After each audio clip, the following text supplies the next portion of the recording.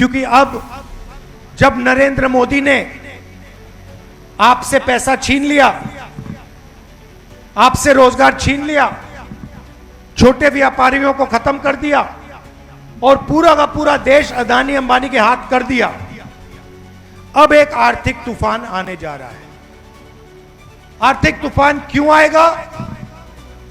क्योंकि हॉर्मुज में ईरान ने तेल को रोक दिया है। हिंदुस्तान के गरीबों, छोटे व्यापारियों, मजदूरों की रक्षा का जो सिस्टम था उसको तोड़ दिया। और नरेंद्र मोदी क्या कहता है?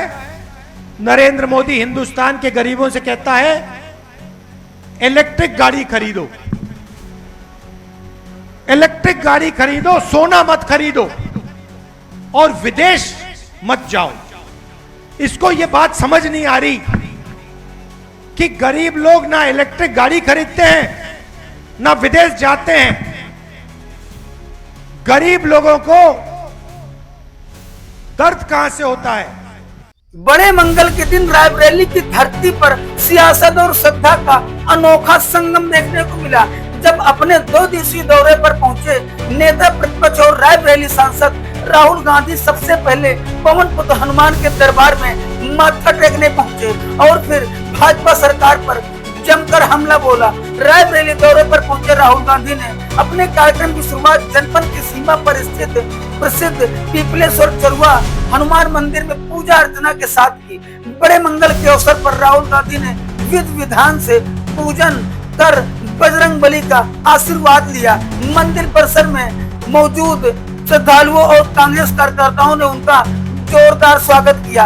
इसके बाद राहुल गांधी का काफिला बछरावा क्षेत्र के ठकुराइन खेड़ा स्थित महेरी ग्राम सभा पहुंचा, जहां उन्होंने नवनिर्मित बारात घर का लोकार्पण और उद्घाटन किया। कार्यक्रम में कांग्रेसी नेताओं और स्थानीय लोगों की भारी भीड़ देखने को मिली। मंच से संबोधन के दौरान राहुल गांधी पूरी तरह भाजपा सरकार पर हमलावर नजर आए। उन्होंने कहा, देश का नौजवान बेरोजगारी से परेशान है, किसान आर्थिक संकट से जूझ रहा है, महिलाएं असुरक्षित महसूस कर रही हैं और संविधान पर लगातार हमला किया जा रहा है। राहुल गांधी ने कहा, देश में आर्थिक तूफान आने वाला है, गरीब और मजदूर वर्ग सबसे ज्यादा प्रभावित होगा। अगर आम आदमी मेहनत मजदूरी नहीं करेगा तो मौजूदा सरकार उसे भूखों मार देगी। यही नहीं, राहुल गांधी ने उद्योगपति अडानी और अंबानी का नाम लेते हुए कहा कि वर्तमान भाजपा सरकार 2 बड़े उद्योगपतियों के सहारे चल रही है और आम जनता की आवाज दबाई जा रही है। उन्होंने आरोप लगाया कि जो लोग सरकार के खिलाफ आवाज उठाते हैं उन्हें सरकारी एजेंसियों और पुलिस कार्रवाई का सामना करना पड़ता है। सुनिए रायबरेली सांसद राहुल गांधी ने मंच से क्या कुछ कहा। थोड़ा सा आज मैं आपको देश के बारे में बताना चाहता हूं, देश में क्या हो रहा है। सबसे पहले चुनाव में आपने पूरा समर्थन दिया, भारी बहुमत से हमें यहां जिताया। इसके लिए दिल से आप सबको, बहनों को, माताओं को मैं धन्यवाद। वोट चोरी का मुद्दा तो आपने सुना होगा कि हरियाणा में, मध्य प्रदेश में, महाराष्ट्र में और अब असम और बंगाल में बीजेपी वोट चोरी करती है। ईवीएम के माध्यम से होता है, वोट बढ़ाने और काटने से होता है। जब हमने वोट चोरी पकड़ी इनकी, सबसे पहले हमने कर्नाटक में पकड़ी, उसके बाद हमने हरियाणा में पकड़ी। जैसे ही हमने इनकी वोट चोरी पकड़ी, इन्होंने एसआईआर काम शुरू कर दिया। एसआईआर का मतलब इलेक्शन कमीशन ने ही वोट चोरी का काम शुरू कर दिया। पहले बीजेपी के लोग करते थे, इलेक्शन कमीशन के माध्यम से करते थे। जैसे हमने वोट चोरी पकड़ी हरियाणा में, महाराष्ट्र में, इलेक्शन कमीशन ने ऑफिशियली वोट चोरी का काम शुरू कर दिया। अब इनका लक्ष्य था और लक्ष्य है कि ये जो कंस्टिट्यूएंसीज हैं इनको बदल दें, मतलब इनका ढांचा ही बदल दे। जैसे असम में इन्होंने क्या किया, एक कंस्टिट्यूएंसी को अलग अलग हिस्सों में बांट दिया। जहां पे कांग्रेस पार्टी के वोटर हैं उनको फैला दिया, जहां हमारे वोटर नहीं है, जहां बीजेपी के वोटर हैं उनको सबको जोड़ दिया। और ये काम ये पूरे हिंदुस्तान में करना चाहते थे। अब अगर सामने से आएंगे और कहेंगे कि देखो हमें हिंदुस्तान का राजनीतिक नक्शा बदलना है, तो पूरा देश इनको रोकता। तो उन्होंने नया उपाय सोचा। उन्होंने कहा कि क्यों नहीं हम किसी चीज के पीछे छुप कर यह काम करें। और इसलिए इन्होंने कुछ दिन पहले नए महिला आरक्षण की बात की, क्योंकि वो चाहते थे कि नए महिला के आरक्षण के बिल के पीछे वो डिलिमिटेशन, मतलब हिंदुस्तान के राजनीतिक नक्शे को बदलने का बिल डाल दे। हमने इनसे कहा देखिए, अगर आप महिला आरक्षण करना चाहते हो तो महिला आरक्षण का बिल तो हम सब ने पहले पास किया था, उसको आप लागू कर दीजिए। जब पहले बिल पास हुआ था उन्होंने कहा इसे हम 10 साल के लिए लागू नहीं करना चाहते। हमने उस समय कहा क्यों नहीं लागू करना चाहते, क्योंकि सेंसस नहीं हुआ, हम सेंसस के बाद में लागू करना चाहते हैं। मगर अब इनको लगा कि हमारे खिलाफ लोग खड़े हो रहे हैं, हमें डिलिमिटेशन की जरूरत है, तो ये नया बिल लाए। हमने पार्लियामेंट में इनसे कहा कि देखिए, अगर आप पुराना बिल पास करना चाहते हो, उसे आज लागू करना चाहते हो, उसे आज इंप्लीमेंट करना चाहते हो, तो पूरा का पूरा विपक्ष उस बिल को आज पास कर देगा। 10 साल रुकने की कोई जरूरत नहीं है, उसे हम अब ही लागू कर देंगे। उन्होंने कहा नहीं, हम उस बिल को लागू नहीं करना चाहते, हम नए बिल को लागू करना चाहते हैं। और नए बिल के अंदर सिर्फ महिला आरक्षण नहीं है, नए बिल के अंदर हिंदुस्तान के राजनीतिक नक्शे को बदलने का बिल भी है। तो हम उनसे कहा कि देखिए, हम आपको राजनीतिक नक्शा नहीं बदलने देंगे। अगर आप महिला आरक्षण बिल पास करना चाहते हो तो पुराना बिल पास करो, अगर आप ये हरकत करने की कोशिश कर रहे हो, राजनीतिक नक्शा बदलने की कोशिश कर रहे हो, तो हम आपको नहीं करने देंगे। और हमें बिल रोक दिया। यह है महिला आरक्षण की सच्चाई। और हमने कह दिया है कि जब भी बीजेपी महिला आरक्षण लागू करना चाहती है, आज या कल पूरा का पूरा विपक्ष पुराने महिला आरक्षण बिल को 24 घंटे के अंदर, यह थी पहली बात। दूसरी बात, नरेंद्र मोदी जी ने पिछले 12 साल एक ही राजनीति की है, नफरत फैलाने की, एक जात एक धर्म को दूसरे धर्म से लड़ाने की, और तीसरा आपका धन छीनकर अदानी और अंबानी को पकड़ाने की। उदाहरण आपको 2-3 देता हूं। आप पहले हमने नरेगा लागू किया। नरेगा गरीबों के लिए योजना थी, हर गरीब व्यक्ति को काम मिलता था, और जब आप काम करते थे हिंदुस्तान की सरकार आपको पैसा देती थी।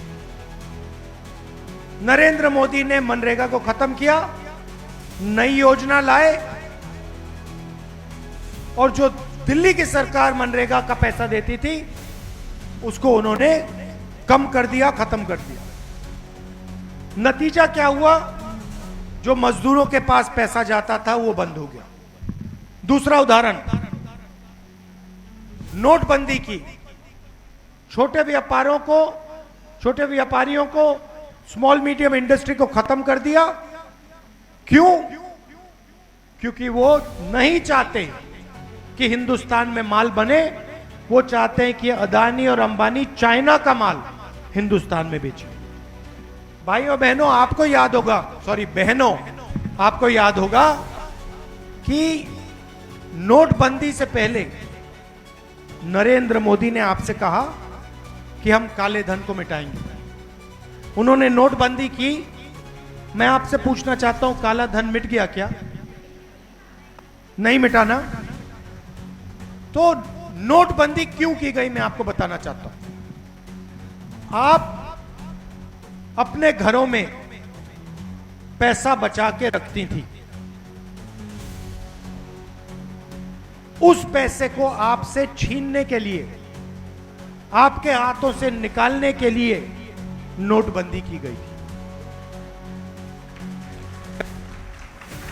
तो इनकी पूरी राजनीति गरीबों से पैसे छीनने की थी। प्राइवेटाइजेशन हुआ, उसमें आपको नौकरी, पहले आपको पब्लिक सेक्टर में नौकरी मिलती थी, उसमें आरक्षण था। सारे के सारे public sector unit Narendra Modi ने प्राइवेट लोगों को बेच दिए। प्राइवेट सेक्टर में आपको नौकरी नहीं मिलती। तो जो भी काम इन्होंने किया, गरीबों से पैसे छीनने का काम किया, अदानी और अंबानी के लिए किया, और अंबानी अदानी को मजबूत करने के लिए किया। अब क्या हुआ? अब ईरान और अमेरिका का युद्ध हो गया। आपने सुना है कि अमेरिका और ईरान के बीच में युद्ध हुआ। अमेरिका ने ईरान पर बम फेंके, और ईरान ने क्या किया? ईरान ने एक जगह है हॉर्मुज, जहां से दुनिया का 20% तेल निकलता है, ईरान ने वहां पे तेल को रोक दिया और कहा देखिए, जब तक अमेरिका हम पर हमला करेगा तब तक हम हॉर्मुज का तेल नहीं खोलेंगे। अब आप पूछोगे कि भाई राहुल गांधी हॉर्मुज की बात क्यों कर रहा है? इसका कारण है क्योंकि अब जब नरेंद्र मोदी ने आपसे पैसा छीन लिया, आपसे रोजगार छीन लिया, छोटे व्यापारियों को खत्म कर दिया, और पूरा का पूरा देश अदानी अंबानी के हाथ कर दिया, अब एक आर्थिक तूफान आने जा रहा है। आर्थिक तूफान क्यों आएगा? क्योंकि हॉर्मुज में ईरान ने तेल को रोक दिया है। मतलब तेल के दाम, केरोसिन के दाम, गैस के दाम, यूरिया के दाम आसमान में जाने जा रहे हैं, और महंगाई, भयंकर महंगाई बढ़ने जा रही है।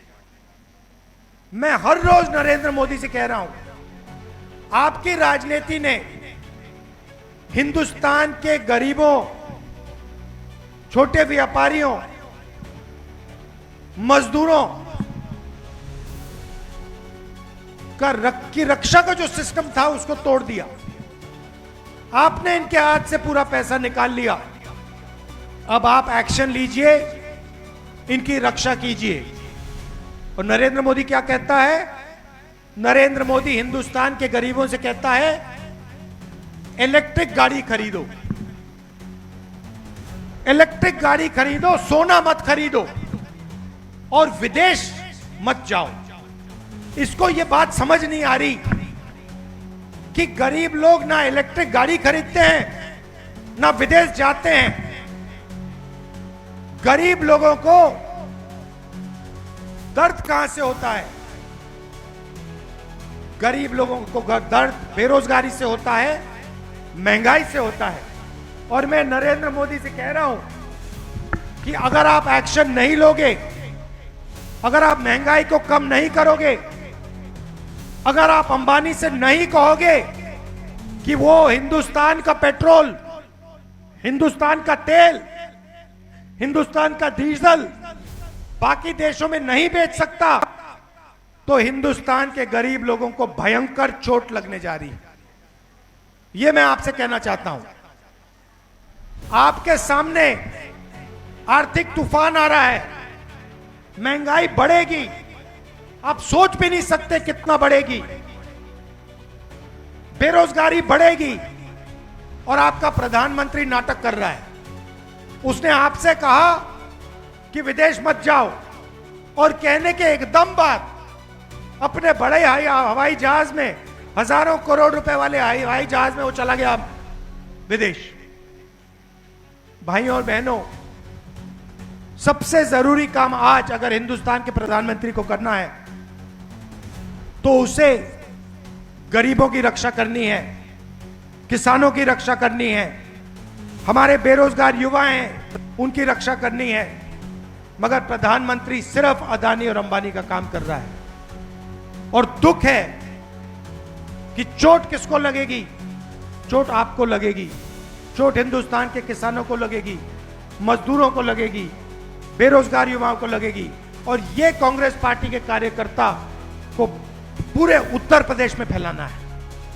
ये बीजेपी के लोग आते हैं, इनसे आप कीजिए, कहिए कि जो आपका प्रधानमंत्री है उसने हिंदुस्तान को बेच डाला है। उसने अपने आप को बचाने के लिए, अदानी वाला जो केस है अमेरिका में, उससे बचाने के लिए, एप्स्टीन फाइल से बचाने के लिए इसने हिंदुस्तान को बेचा है। यह देशभक्त नहीं है, यह देशद्रोही है। कांग्रेस पार्टी के हर कार्यकर्ता को यह कहना चाहिए, और कांग्रेस पार्टी के कार्यकर्ताओं को बीजेपी के कार्यकर्ताओं से कहना चाहिए कि अब आप हिंदुस्तान के गरीब लोगों की रक्षा कीजिए।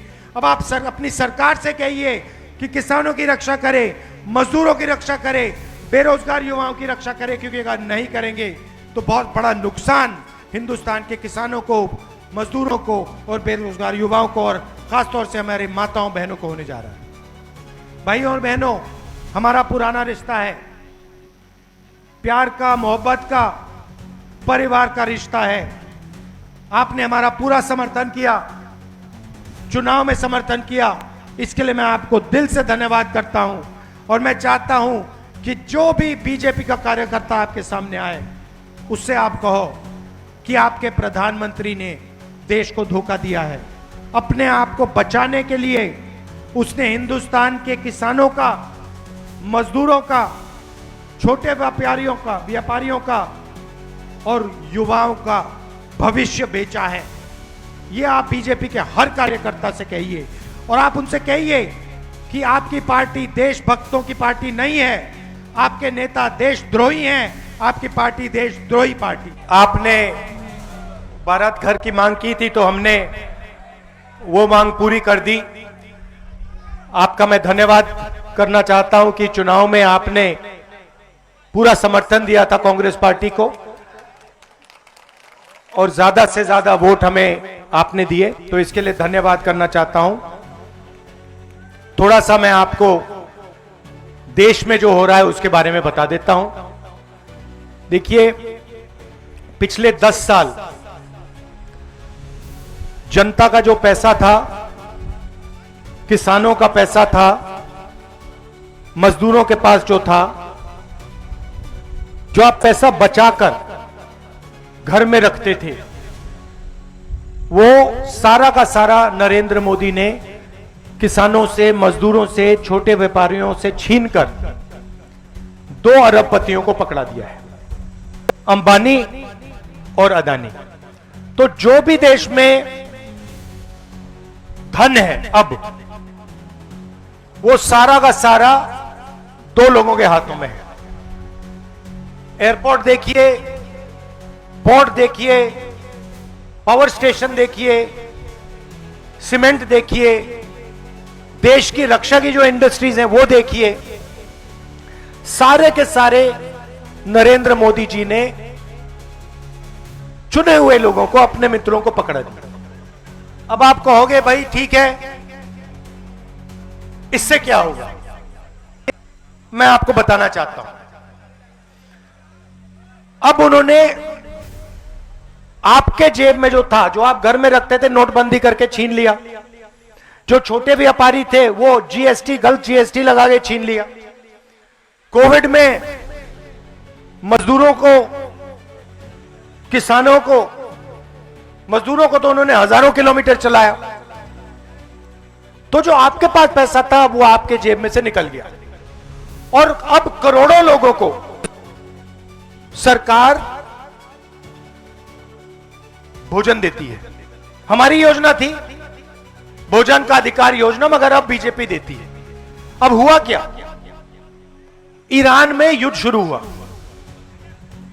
ईरान और अमेरिका का युद्ध हुआ, और ईरान ने अमेरिका के साथ लड़ाई करते हुए ईरान ने हॉर्मूज एक जगह है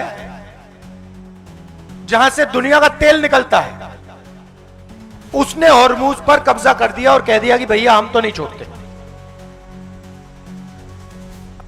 अब तेजी से पूरी दुनिया में तेल की कमी, खाद की कमी, डीजल की कमी अब शुरू हो रही है। नरेंद्र मोदी कहते हैं देश से कि आप सोना मत खरीदिए, आप इलेक्ट्रिक गाड़ी में चलिए, आप विदेश नहीं जाइए। और उसके एकदम बाद नरेंद्र मोदी विदेश चले जाते हैं। दुख की बात क्या है कि अब जबरदस्त आर्थिक तूफान आने वाला है, इसको कोई रोक नहीं सकता। और ऐसा आर्थिक तूफान आने वाला है जो आपने और हमने पहले जिंदगी में कभी नहीं देखा। और चोट किसको लगेगी? अंबानी अदानी को नहीं लगेगी, वो अपने महलों में बैठे रहेंगे, उनके महलों के चारों ओर सिक्योरिटी होगी। चोट लगेगी हिंदुस्तान के किसान को, हिंदुस्तान के मजदूर को, हिंदुस्तान के युवाओं को, हिंदुस्तान के जो छोटे व्यापारी हैं, जो छोटी इंडस्ट्री है, जो रोजगार देती है, उनको। अब हम कह रहे हैं, महीनों से मैं कह रहा हूं कि आर्थिक तूफान आ रहा है, आप तैयारी कीजिए, क्योंकि लोगों को जबरदस्त चोट लगने जा रही है। पेट्रोल के दाम बढ़ने जा रहे हैं, महंगाई आसमान की ओर जाएगी। और वो कहते हैं राहुल गांधी को कोई समझ नहीं।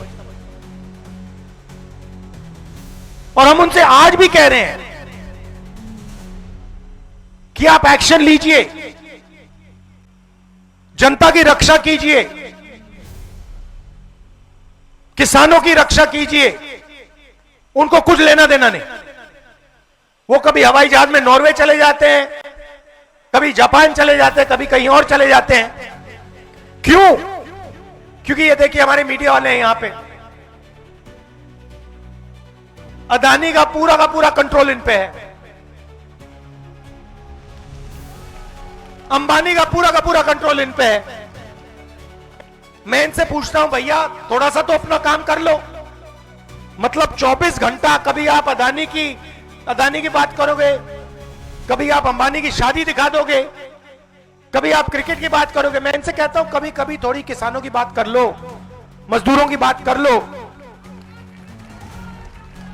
और इनका जवाब सुनो, मुस्कुरात के कहते हैं, देखिए राहुल जी, हम बात तो समझते हैं, मगर हमें भी अपने बच्चों को खाना खिलाना है, हमें भी सैलरी की जरूरत है। तो यह देश में हो रहा है। अदानी और अंबानी नरेंद्र मोदी जी की मार्केटिंग करते हैं व्हाट्सएप पे, फेसबुक पे। नरेंद्र मोदी हिंदुस्तान के युवाओं से कहते हैं, भैया आपको रोजगार नहीं देंगे, आप 24 घंटा व्हाट्सएप पे मतलब देखते रहो, अपने आप रील्स देखते रहो।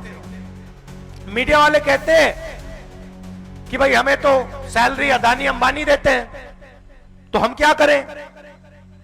और अब तूफान आ रहा है, और मैं आपको बता रहा हूं ऐसा तूफान आ रहा है कि आज तक हिंदुस्तान ने देखा नहीं। और हम हर रोज नरेंद्र मोदी से कह रहे हैं कि किसानों की, मजदूरों की, छोटे व्यापारियों की रक्षा करना शुरू करो, क्योंकि अगर नहीं करोगे तो देश का जबरदस्त नुकसान होने वाला है। और वो जाके नॉर्वे चले जाते हैं, और नॉर्वे में कहते हैं, वहां पे जाके कहते हैं, भैया अदानी की मदद करो, अंबानी की मदद करो। तो ये हो रहा है, और जनता को जागरूक होना पड़ेगा, क्योंकि अगर देश को बदलना है तो यह बात आपको समझनी होगी। देश को अब आप ही बदल सकते हो, मीडिया वाले नहीं करने वाले। देश का किसान, देश का मजदूर, देश का युवा, देश की महिलाएं, अब ये आपके हाथ में है। और जब तक आप ये सरकार नहीं बदलोगे तब तक महंगाई बढ़ती जाएगी, मनरेगा जैसी योजनाएं खत्म होती जाएंगी और अदानी और अंबानी अमीर होते जाएंगे और आपका पैसा पूरा पैसा उनके जेब में जाएगा। बड़े बड़े घर बनेंगे, बड़े बड़े महल बनेंगे और पूरा का पूरा सिस्टम आपके जेब से पैसे चूसने का सिस्टम बनेगा। हम आपके साथ खड़े हैं, जहां भी आप चाहते हो मुझे बुला लो, मैं जनता के साथ खड़ा हूं, मैं जनता के साथ दिखता हूं और मैं जनता से प्यार करता हूं। आप देख लीजिए, देश के सारे नेता, आप देख लीजिए, देश के सारे नेता, मोदी, अमित शाह, गडकरी, सारे के सारे नेता अंबानी जी की शादी में गए थे। राहुल गांधी गया था। मैं आपकी शादी में आना चाहता हूं, आपके घरों में आना चाहता हूं, मुझे वहां नहीं जाना। तो यह मैं आपको मैसेज देना चाह रहा था। आपने हमारा समर्थन दिया, दिल से आपका धन्यवाद करता हूं। आपने बारात घर मांगा था, बारात घर हमने आपको दे दिया, बड़ी खुशी की बात है। अगली बार यहां पे शादी होगी तो मुझे बुलाइए, मैं आऊंगा। और हमारा प्यार का रिश्ता है, दिल का रिश्ता है, परिवार का, प्रियंका का, मेरा, मेरी माता जी का, पिता का, दादी का, यह बहुत गहरा रिश्ता है। आप सबका मैं दिल से धन्यवाद करता हूं। नमस्कार, जय हिंद।